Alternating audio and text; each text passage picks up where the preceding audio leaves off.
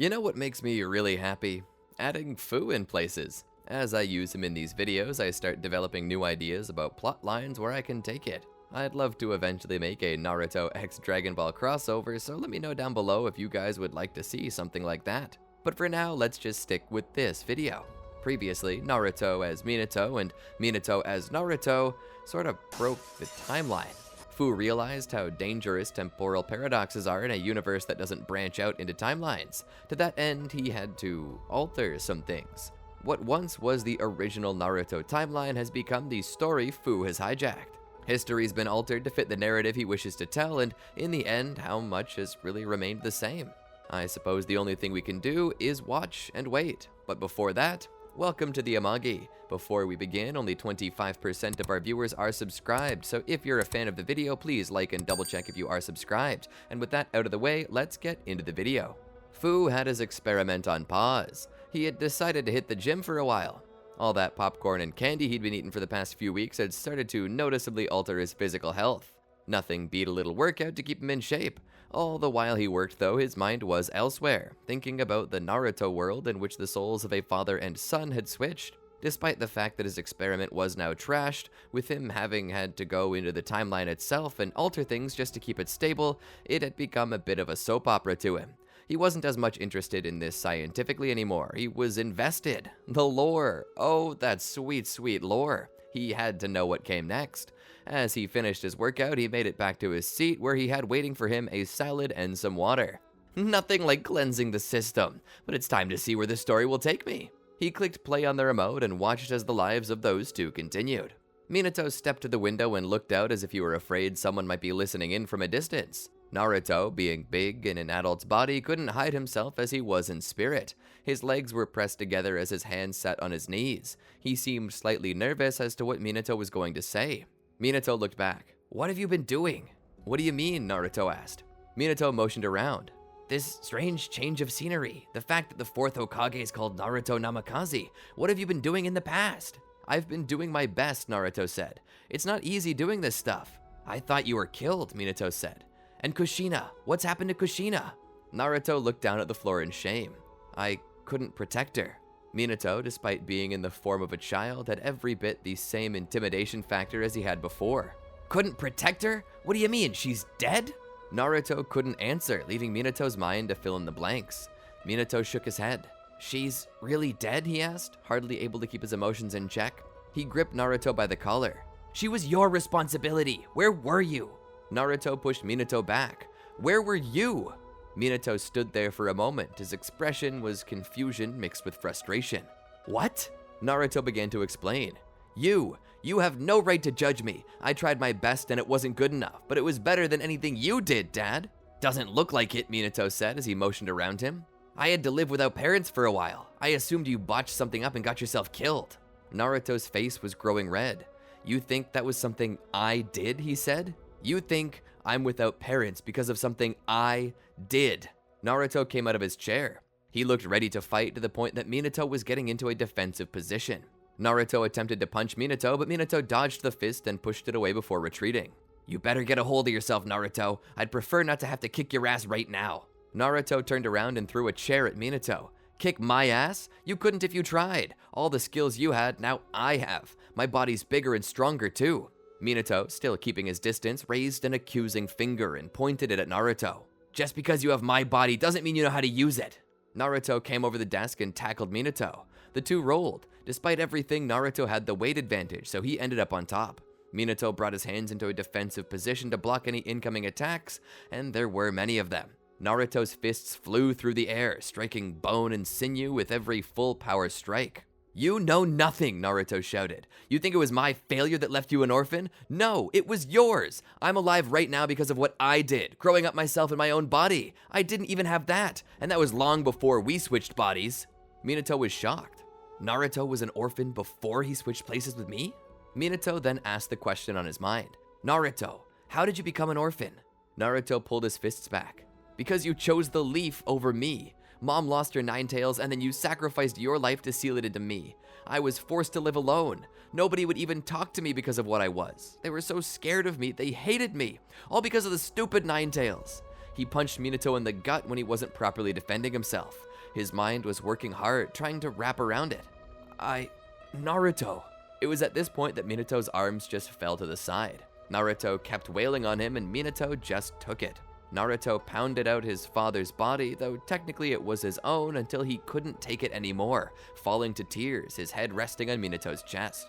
Minato's face was bruised and battered. His eyes nearly swollen shut, he watched Naruto cry upon his chest. Minato raised his arms up and wrapped them around Naruto's head. "It's okay," he said. "Let it all out." A few good minutes passed before Naruto caught hold of his faculties. He sat up and got off Minato before taking a seat in a chair.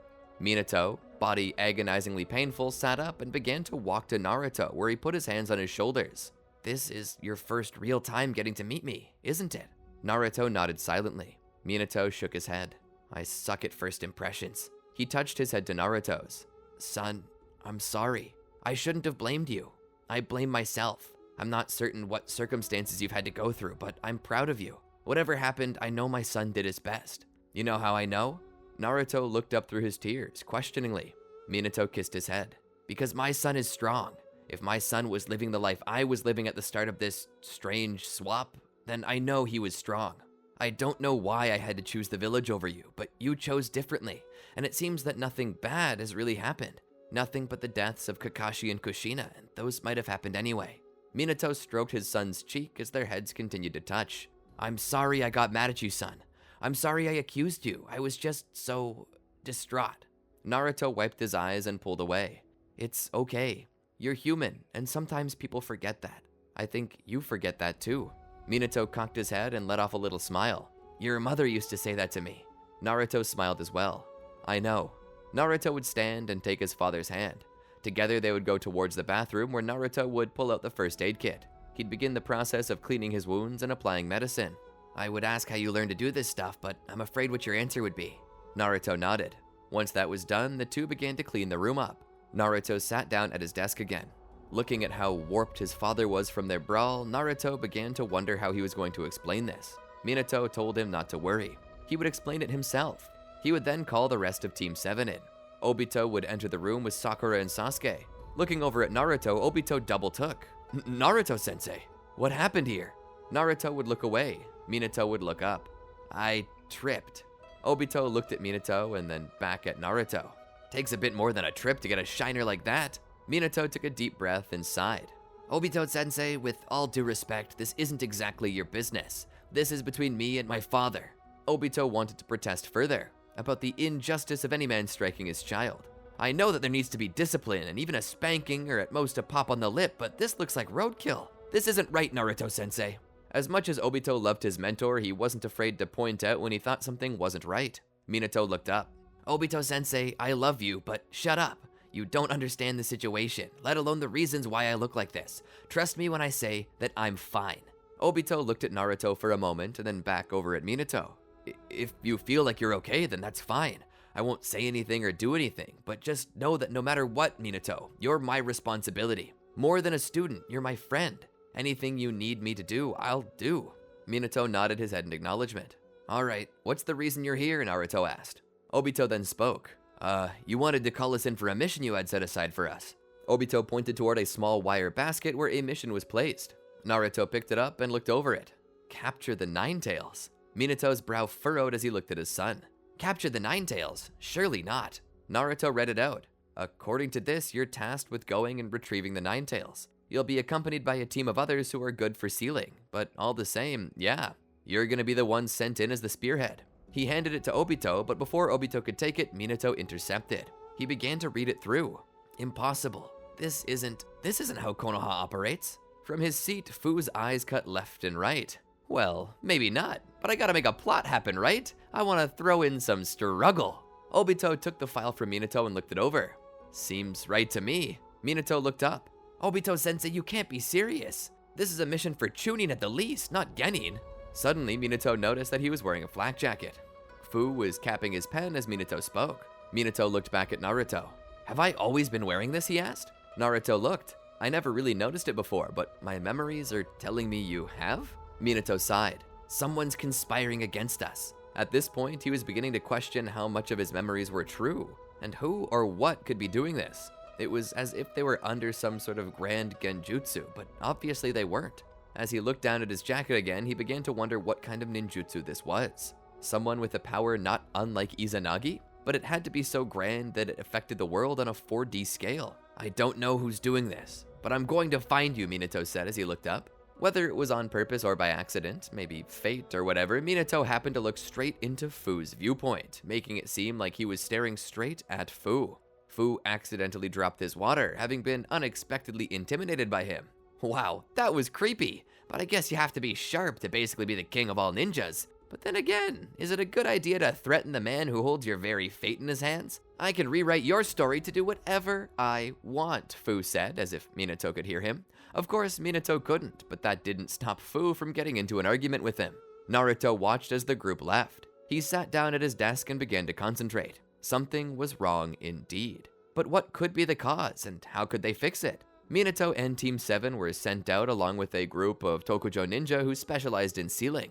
According to the mission, Minato was designated to become the Jinchuriki of the Nine Tails, which would be reminiscent of how things had originally gone. But who was controlling them, and why? That was what was on Minato's mind right now. While he was nervous about Sakura and Sasuke, Minato was confident in his abilities. While he was in a new body that might have been slightly weaker compared to his original one, it was also true that he retained all of his experience and technical knowledge of battle. If anything, his smaller size might help him further increase his speed and even allow him to transcend what he could do before. As they continued off to the new location, they would hear a roar in the distance. Drawing close was dangerous. It was common knowledge that the Ninetales, though most commonly known as a brute, was also the most capable sensory type among the tailed beasts, which meant that the closer they got to it, the higher the chance that it would discover their location.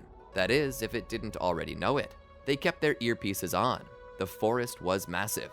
Despite that, it seemed so small by comparison of the Ninetales. Standing within the foliage of a high tree, Minato could see the Ninetales looming in the distance like a mountain, sitting above the open plains. It was awe-inspiring to see something so truly large. He'd never witnessed the Ninetales in its full size before. It must have only recently regenerated after what had happened to it years prior, according to what Naruto had said to him. Minato wasn't sure why it hadn't regenerated in 12 years, when 3 years seemed to be what was most common. He chalked it up to another change in timeline.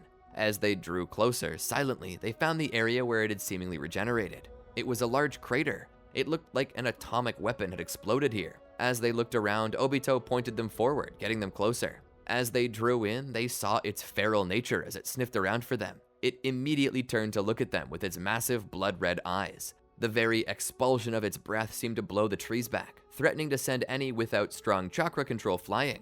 Sakura and Sasuke were both sent flying back, with Sakura being caught by Minato and Sasuke by Obito.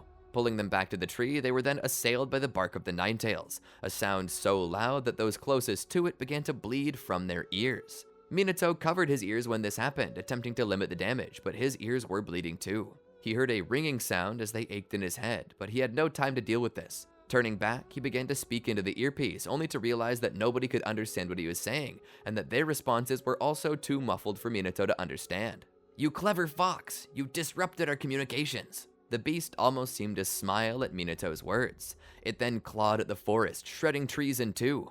Minato jumped up and over the claw as Obito utilized his Kamui to turn himself, Sakura, and Sasuke intangible. Making sure his team was okay, he let them go and joined in on the battle. The Ninetales swung its claw at Obito, but Obito utilized his Kamui to jump through the hand and began running up the beast's arm. Minato and Obito, on separate arms, ran up the Ninetales. Minato threw kunai and left marks on the beast's body as he did so. The Ninetales shook viciously, trying to get them off, but it didn't help. Sasuke was helping Sakura up, and the two of them, along with the Tokujo, were watching in awe of Obito and Minato's abilities. The Tokujo began to form a circle around Kurama, utilizing techniques taught by the Uzumaki, many of which the Tokujo shinobi were descended from. They shot chains out to try and grip Kurama, and those who weren't using chains utilized the Shadow Possession Jutsu. Yes, many here were Nara clan as well. Despite this, Kurama was still not locked down and continued to rage against his bonds. "Not again! Never again!" it spoke, its voice booming over the ranges. As its hand tried to throw Minato off, Minato jumped up to avoid it before using the flying Raijin Jutsu to teleport to Obito. Obito continued to run, this time taking Minato's hand. Kurama tried to crush them with the palm of his hand, only for Obito to phase through it. Once they were safe, Obito would throw Minato toward the face of Kurama where he would latch onto the nose. As this happened, Kurama began to struggle against Minato, stumbling back. Obito would jump from the arm and phase through the beast's chest before turning tangible again, displacing any of the organs that were supposed to be where he appeared. Kurama howled in pain, rising up on his hind legs. Minato jumped forward and put a kunai into Kurama's eye, causing the beast to let out a cry of pain. Within, Obito was weaving hand signs. He began to utilize fire-style jutsu from within to cause as much pain and damage as possible. The Nine Tails fell back. Smoke almost seemed to exit out its nostrils and mouth as it let out howls of pain. Sakura was so shocked by the brutality of this battle that she puked. "They're killing it," she managed to say. Sasuke shook his head. "No, it's a tailed beast. It can take insane amounts of punishment. It can regenerate. This strategy is to keep it from regenerating for as long as possible." Sasuke could see the strategy. He had studied these beasts before, or at least Fu had written in that he had. Kurama, now with only one good eye and the nastiest case of heartburn imaginable, rolled back over and rose to its forepaws again, growling. It then began to cough violently, drawing Obito out with it. Kurama then took a deep breath of air, increasing the potency of the flames in its lungs. The pain hurt, but it also gave it an even stronger weapon. He began to exhale the flame. As the flames passed through its mouth, it would be further enhanced with chakra, causing the blast of flames to be increased, engulfing what appeared to be the whole forest even. Obito managed to escape the blast with his Kamui, warping to another dimension. As he stood in that dimension for a moment, he took a deep breath and checked his bleeding eye. "This constant use of Kamui is gonna ruin my Mangekyo," he said. He then noticed how bad he smelled. "I'm definitely gonna need a shower when I get home." He would then teleport back. As soon as he did, the pure heat of the air around him was almost enough to cause him to pass out. The beast looked down at Obito with rage before forming a tailed beast ball that would destroy him and the entire surrounding area. Minato saw this coming and entered Sage Mode. He then formed a Sage Art Big Ball Rasengan to drop down upon its head. Doing so, he caused the beast to accidentally close its mouth on its own tailed beast ball. This resulted in the ball exploding in its mouth, which disoriented it. The Rasengan to the head multiplied that force quite a bit, jostling the beast's brain. The beast, having lost consciousness, fell to its side. Minato and Obito stood there. "Begin sealing it away," Minato shouted. The surviving Tokujo began to use their chains and their shadow paralysis jutsu to pull it toward Minato. As the process began, the seal began to form on Minato as its chakra was pulled in. However, as this occurred, they were surprised to find that they were not the only ones seeking. A man in a swirling mask with white hair appeared and cut through the chains. The process of sealing crawled to a halt. Minato and Obito looked at the man. The man turned around. "I think I'll be taking this beast for myself. Thank you for subduing it for me." Obito rushed in to strike the guy. As he did, the man's Sharingan awakened into a Rinnegan and caused Obito to phase right through him. Obito was shocked by this turn of events. Suddenly, the man pulled a katana and rammed it straight through Obito's back. Minato cried out, "Obito!" He ran at the man, attempting to strike him as well, only for the same thing to happen to him. However, before the masked man could stab Minato would utilize his flying Raijin to teleport away. Then, as the masked man looked around for him, Minato kept teleporting. He was teleporting from marker to marker, so the man began to pay close attention to where all the kunai were. That was until Minato appeared from a marker that was placed on Obito and managed to get a strike in on the man. The man would stumble back and seemingly teleport away. Minato would look around and notice him standing on the Nine Tails. "Excuse me, but I don't have much time to play. I have a tailed beast to take. Ciao." Suddenly, he, along with the entire beast, were teleported to a different location. Minato ran to Obito and held him up. "Obito, you're gonna be okay. You're gonna be fine." Obito coughed up blood. Minato took his jacket off and stuffed it into the wound. "Medic!" Obito was rushed to the hospital along with the rest of those who were hurt. He was immediately taken into surgery. Minato stood outside and waited. He thought back on all the good times he and Obito had together and worried that this was going to be the last of them. Naruto appeared in the hospital too. "I heard Obito's hurt. Is he gonna be okay?" Naruto asked. Minato sighed. "I don't know. He's in surgery now." It wasn't much longer until Rin appeared. Minato looked down the hall at her. She was tearfully asking questions to the nurses, her hands clasped in what appeared to be an eternal prayer for her husband. Minato looked down. Naruto walked over. "Rin, are you okay?" She shook her head. "Not unless Obito is." Naruto looked back. "He'll be okay, I promise." She broke down into tears and began to cry into his chest. Naruto hugged her and then looked back at Minato, who stood there, hands in his pockets, before looking away. Naruto would eventually come to Minato and ask him more about it. Minato would inform Naruto that the man who took the beast was the same masked man as before, the same one who had attacked Naruto. Naruto was stunned. "He's still at it?" Minato nodded. "He's powerful. He appears to possess a Rinnegan. one that allows him to do all the same things that Obito does. He took the Nine Tails, which is the same thing he tried to do when you were born, except this time it worked. Naruto thought about it. What does a Rinnegan user want with a tailed beast? Minato shook his head. I don't know, but nothing good. Minato looked up at Naruto. How many of my techniques have you learned based on muscle memory? Naruto thought about it. Well, I figured out Flying Raijin very quickly, but besides your taijutsu, that's about it. Minato nods. Then we're gonna need to get you used to these techniques and learn to use them all yourself. I feel like something's brewing, and we need to prepare. As it turns out, Obito would survive, but he'd be left in the hospital for quite some time, with Rin refusing to go anywhere away from him. Minato would take Naruto out. I'm going to teach you how to use the techniques you should already know how to use. You've got Flying Raijin down. That's a true feat. It's complicated and requires control and precision. If you can learn that alone based on muscle memory, then I think you could learn anything. So what I want you to do is this. Minato held out his hand and formed a Rasengan. Now, your turn. Naruto held out his hand and began trying to make one as well, but it kept exploding in his face.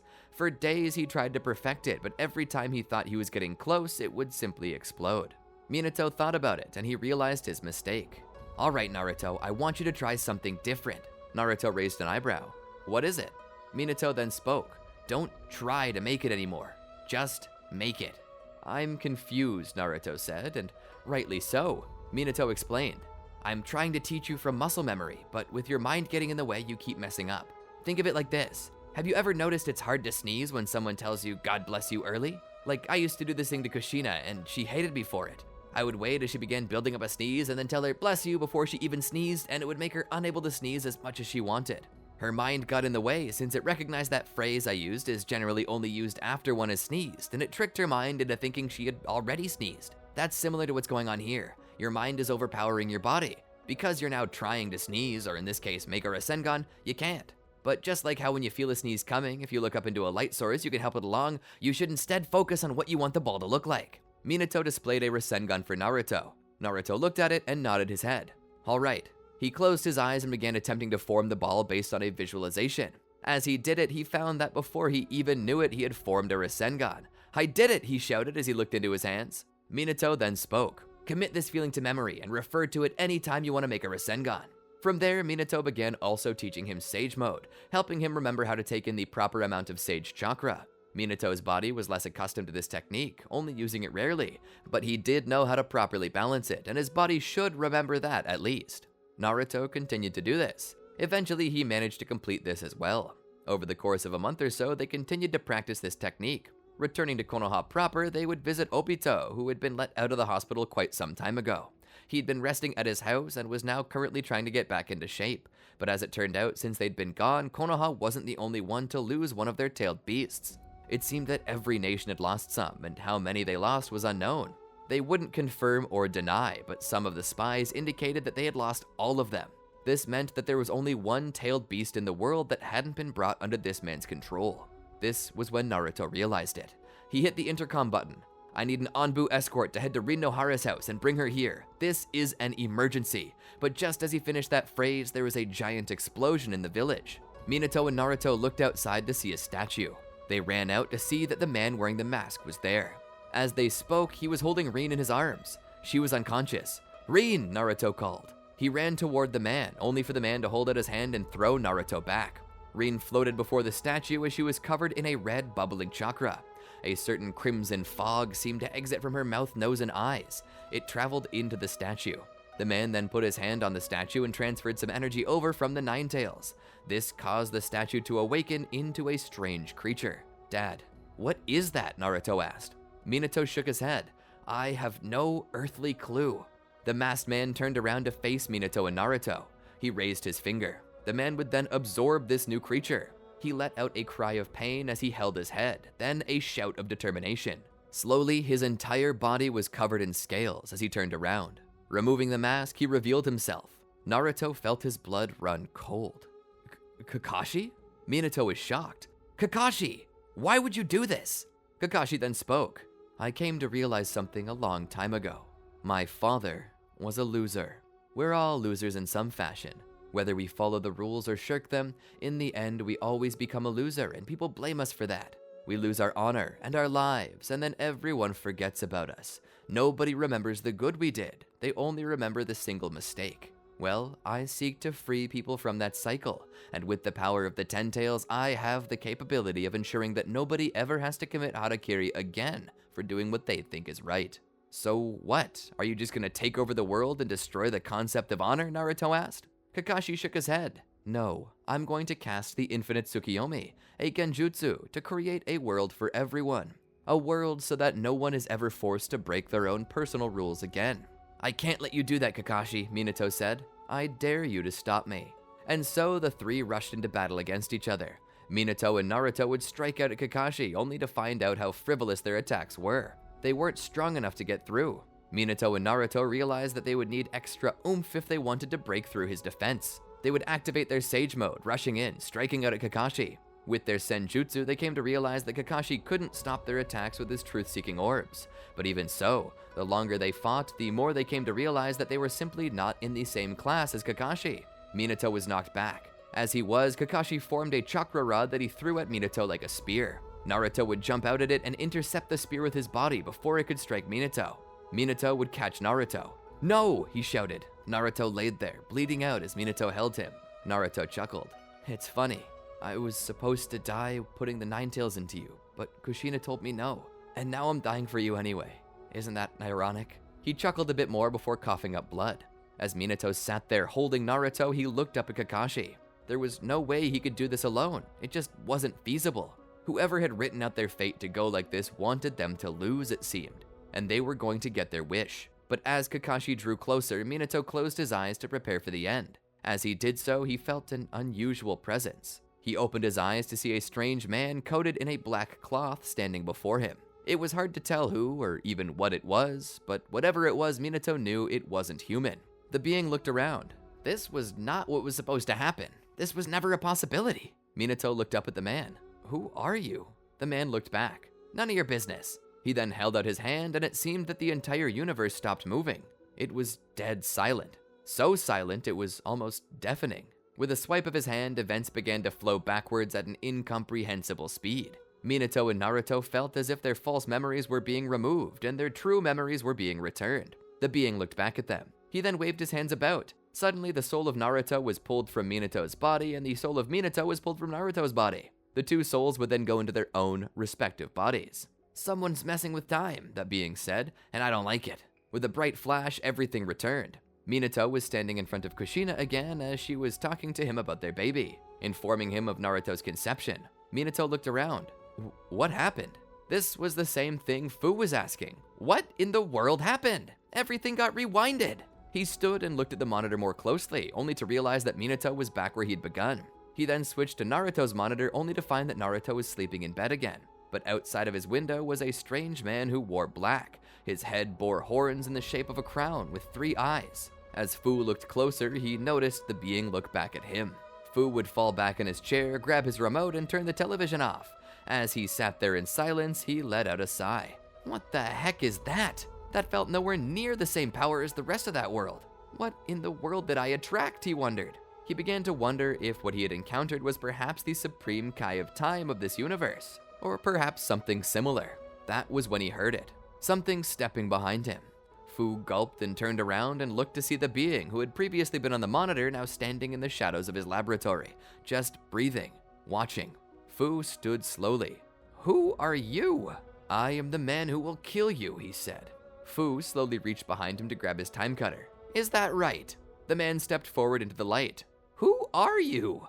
I at least deserve to know the name of the man who kills me, right? Fu asked with a slight smirk. The man then spoke.